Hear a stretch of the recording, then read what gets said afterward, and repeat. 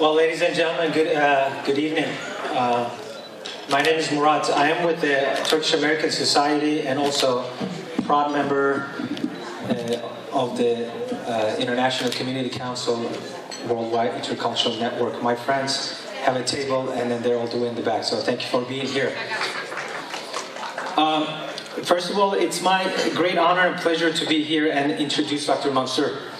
But I also would like to take a moment and then congratulate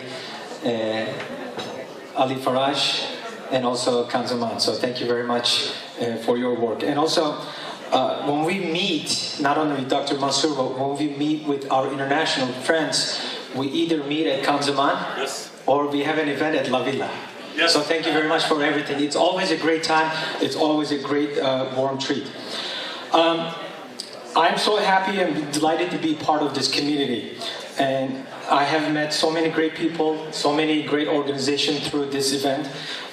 Cameo is certainly one of them because your leader, Pierre Bujani, has a beautiful heart, very good soul. And then I just thank you for your friendship. Thank you. But I'm up here for Dr. Mansoor, so not for you. So sorry about that. Of course. But you might think I know Dr. Mansoor for 10 years, 20 years. No, because I am just 20 years old. So just add 10 to it. I only know Dr. Mansoor for 5 years. But we came a long way and got to know each other very well. I spent a lot of times with him in person, even when we did not speak and we were not in person. We spoke on the phone every day, every other day. When we didn't call each other for 2-3 days, we were wondering something is not right, so one of us ended up calling. So when we were on the phone, we talked global politics, local philanthropy initiatives, and see what we can do for the community and identify where we can be and then be useful. Plus, I came so close with Dr. Mansoor and his family when we traveled to Turkey 2 times, and I spent about 20 days with them. And I also would like to recognize and thank his wife Nazima for her being kind and contribution to the Muslim community. And believe me, she does so much. So Nazima, thank you very much for everything. And I would like to give you a little background on Dr. Mansoor, on his personal and professional life. There is so much, but I'm going to point out some of the key life events. As you may know, Dr. Mansoor is the medical director of Cleveland Sleep Research Center and Cleveland Sleep Center in Middleburg Heights, Ohio here. He was born in a small village in Pakistan where he completed his early education, and as a teenager he did not have a typical profile of disciplined, organized student, but stubbornly wanted to be a physician despite his father's request to be a businessman. Defying the expectation and the advice from his friends, family, he was accepted and completed his medical school from the finest medical institution in Pakistan, King Edward Medical College. The most difficult part of his career as a young man, medical student, was to see firsthand account the tough combination of disease, illness, and poverty. He alluded that the gratification and reward of helping others and saving someone's life is worth everything.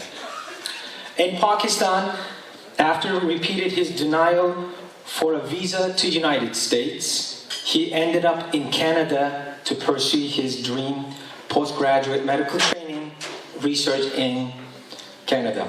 He completed his training in fellowship from the prestige McGill University in Montreal, University of Toronto, and Health Sciences Center at the University of Manitoba in pulmonary disorders, intensive care medicine, and sleep disorder medicine. All the extensive training and excellent credentialing in Canada, he was offered a faculty position as an assistant professor, Department of Medicine at Case Western University in conjunction as an attending physician at Metro Health Medical Center in intensive care unit. His dream came true. He eventually moved to the United States after 14 years of his failed attempt to get US visa. It's all about stubbornness, as he remarks. He subsequently ventured into the community sleep medicine with a vision to bring academic medicine at the community level, and eventually created the impressive, well-integrated, multidisciplinary sleep program with a network of 6 locations here in Cleveland. Dr. Mansoor Ahmed, with the network of sleep disorders centers, has been named by the Respiratory Care magazine as one of the top 3 sleep centers in the US. His awards and recognitions are too many to mention, but one of which he especially proud is award given to him, the doctor who goes the extra mile from his peers within the physicians community. He has been named the Sleep Review as the top sleep doctor both in 2011, 2012. You got the message. If you need it, go see him. In his profession, he's also well known internationally. He served as chair of the International Affairs of the American Academy of Sleep Medicine, where he persuaded his colleagues to share the knowledge of sleep medicine which exists in the United States to other countries. And in this aspect, he created the first of its kind mini fellowship training that benefited more physicians from over 40 countries. Again, I was with him in Turkey, and I witnessed that, and we were trying to bring that program to Turkey. Here in Cleveland, he has been an inspiring and mobilizing figure for all of us to experience and relate for the pain and suffering for our less fortunate brothers and sisters, and for us to develop and understand the empathy, believing that tragedies, individual or collective, has no boundaries, no religion, race, color, or economic status. He's a strong proponent of interfaith dialogue and believes that the interfaith dialogue should not be the end in itself, but a vehicle, catalyst to serve all humanity. A few months ago, I witnessed that because I was there. In fact, we hosted that event at La Villa. He spearheaded the efforts with the community to organize a memorable interfaith event that raised awareness for Rohingya tragedy. The event was well attended by over 400 people and raised over $100,000 to support the heartfelt work from Doctors Without Borders. Hardly any week will go by without an email or news article about the ongoing Syria tragedy. Dr. Mansoor Ahmed is a true patriot of his Pakistani heritage. Along with a couple of his fellow patriots, he has inspired the community to build the Pakistan Cultural Garden right here in Cleveland. And to be visible along with other representative countries, he envisions that once completed, the Pakistan Cultural Garden will be the first of its kind to showcase the rich legacy and history of his native Pakistan right here in the United States.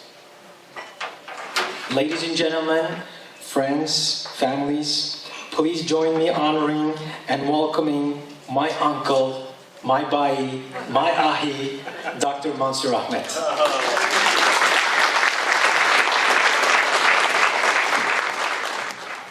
Our proclamation to Dr. Mansoor, it's a community service award honoring those who have contributed to the growth and success to our community. Present to Dr. Mansoor an appreciation of lifelong service to our community. Doctor, thank you, Dr. Mansoor. Thank you. Thank you. Thank you so much. Thank you. Thank you.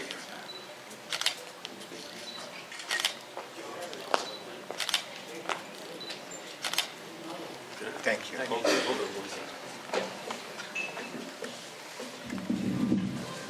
We also have proclamations from State Senator, Representative Nikki Antonio. It's for you. And we have a proclamation from Senator Rob Portman. Okay. Rapport. And last but not least, we have Councilwoman Santana, who's going to present you with a council proclamation from the City of Cleveland. Would you come in, please, Councilwoman? Very nice. Thank you.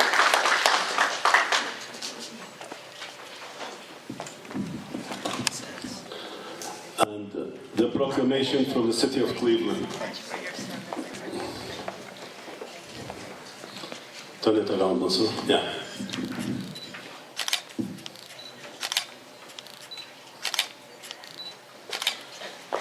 Thank you. Thank you. Well, thank you so much. It is an absolute honor, and I keep on thinking that what did I do wrong to deserve all this? I want to thank you, Murad, who said so many beautiful words and beautiful stories, and he is my inspiration. The type of the work they do as an individual level and as a Turkish community, you have to just see it to believe it. I have yet to come across the community so loving, so giving during my visit to Turkey, and to have been honored and privileged to work with this community out over here. So these are the type of individuals that they motivate me. So thank you so much for such a beautiful introduction. And can you, I think the people like Abby, people like Tony, people like Pierre Vijan, they really put their passion and heart. And what they do is so vitally important to bring the people into the political activism. It is so important for immigrants and people who live here or people who moved to realize the importance of democracy. This is the only time that you get the opportunity to vote, and you can make the difference, not only in the lives of the people in this country, but to the rest of the world. So thank you so much for the heartfelt work that you do. And I really feel myself a privilege, actually, and honored to be invited to serve on your board. They were Arab Americans, and they were looking for an Irish person to be on their board, so they selected me. So, thank you. So that said, I think that I'm not basically have to say this thing, that I keep on thinking that there's so many luminaries, there's so many people, there's so many Nobel laureates. What do they do, and how they do all that? What do I do to deserve this recognition? Because I personally believe that what I have done and what I do is just everybody is probably think about doing it, or most of it doing that. That's the thing which we should be doing it. The ordinary things, the things basically that you see it, some of them, they basically may pray for that one. Somebody may say, well, this is another of a problem, but these are the things that we should all be concerned about that one. The misery around the world, misery over here, misery next door. One thing which basically I think drives me probably is the empathy. And where it comes from, I think it's probably that your family, your mother, your parents, when you're growing up, those are the values they give it to you. So I want to dedicate these gifts and these honors to my parents who did that upbringing when I was growing up. When I was growing up, a medical student, I used to come home, and my mom used to have all these poor patients coming, and they would think that I'm a big doctor. I was still a medical student. So see the patient, give him the medicine, take the bicycle, bring the medicine back home, and the love and the affection on their face. I think those are the things. They were right. I was academically not born to be the physician, but passionately, that was me, which defines my passion and my stubbornness, that I'm a doctor. And if you translate these things over here, he mentioned about Syria. What is so difficult to look at the picture of the Syrian people and not to get affected? just for a moment, just for a second, think it can be me. It could have been my brother. Could have been my sister. A beautiful 2.5 years old boy lying down on the beach of Greece, looked like he's sleeping, but the waves were hitting his cheeks. That image is so enduring, is so powerful, that a boy that was basically trying to flee, looking for being away from that one, he made it to the beaches of the Greece, but he was not alive anymore.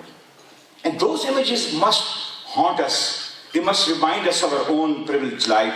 It must basically tell us the humanity that what we are all about. So that basically is, yes, I'm absolutely get concerned. It brings tears to my eyes that when these things happen, and why basically time and again that this thing happened to the world, and why basically we are not moved. Why we basically not more people get moved by these things. And that's to the second part.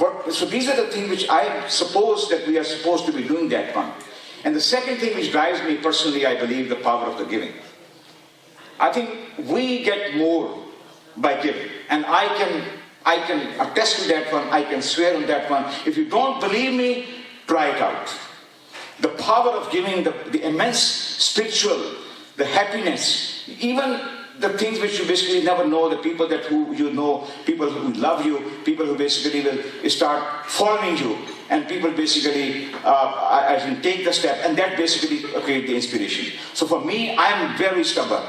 So my dear friends, my Pakistan community, my Turkish friend, when I get exhausted, then I go to other communities. They should also be part of that one. They should be also part of that one. So that's basically what drives me, that if I am doing that, I need to have more people to be involved, and those are the people actually who inspire me. There are people over there who do much more. And I stubbornly chase them, I harass them, I bully them. No, they got to basically do that. We must basically raise up, we must do the fundraising, we must basically participate in that one. So I am thankful. I would not have been here without the support of these people. Sometimes they put a block on my emails because I send them so many emails. Then I text them. Then that basically doesn't work out, then I call them. Then 2 weeks go by, nobody's calling me. And I thought my telephone is not working. So I will call my own phone. So make sure that it's working all right. But at the end of the day, what I have learned, that if you believe in the cause and you have the passion, people will eventually follow you. And I'm grateful right over here in this group of people, my family and my sister-in-law who made all the way to the Canada. She has been, and the family is part of my giving all along. My next door neighbor, and all the family and the friends that I cannot thank them, that who has constantly, despite my bullying them, telling them I got to get it done, this function is done. My person who works with me, Zahra, that I basically tell her, Zahra, we've got to get it done. I need to have this fundraising. I need da. So it's basically that sort of I think that sometimes that these things are difficult not to do something, and eventually the people come around. So that's my basically story. Nothing big deal. These are the ordinary stories. We all basically do that. And we should be doing that one. Where the difference basically perhaps comes that we should never give up, be stubborn, for a good cause, do whatever it takes, or get it done. So I thank you so much for being honored over here, and I'm grateful for all your kindness and the kind words. Thank you so much. Thank you.